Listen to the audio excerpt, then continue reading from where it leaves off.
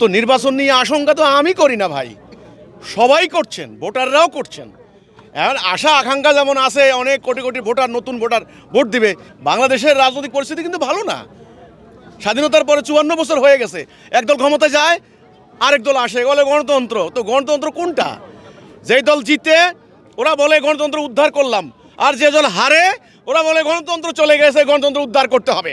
শুরু হয়ে যায় এবার অমান্য করা, হরতাল, অবরোধ। তো কাজে নির্বাচন আসবে যাবে, আশঙ্কা হবে, এরই মধ্যে ইলেকশন হয়ে যেতে পারে, নাও হতে পারে।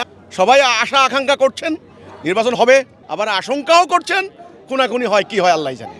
যখন তারা মনে করে যে অমুক দল নির্বাচনে আসলে কম্পিটিশন হয়ে যাবে, আমরা জিততে পারবো না, তাকে নিষিদ্ধ করে দেওয়া হয়। আওয়ামী লীগ করে নাই?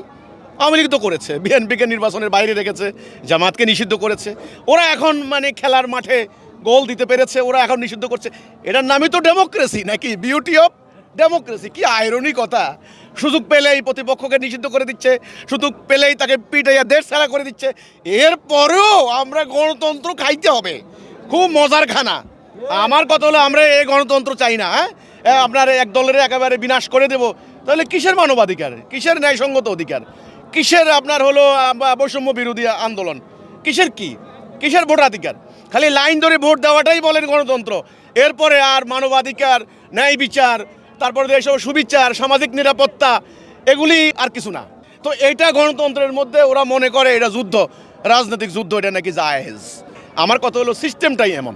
আমি বারবার বলছি, এই সিস্টেমটাকে বাদ দিতে হবে। এই হানাহানির রাজনীতি মুসলমান করতে পারে না। মুসলমানদেরকে আল্লাহ রাব্বুল আলামিন একটা বিধান দিয়েছেন, ওই বিধান দিয়ে আমাদের রাষ্ট্র চলবে, সমাজ চলবে, আদালত চলবে, তাহলে আমরা শান্তি পাবো। আমরা এই সিস্টেম মানি না।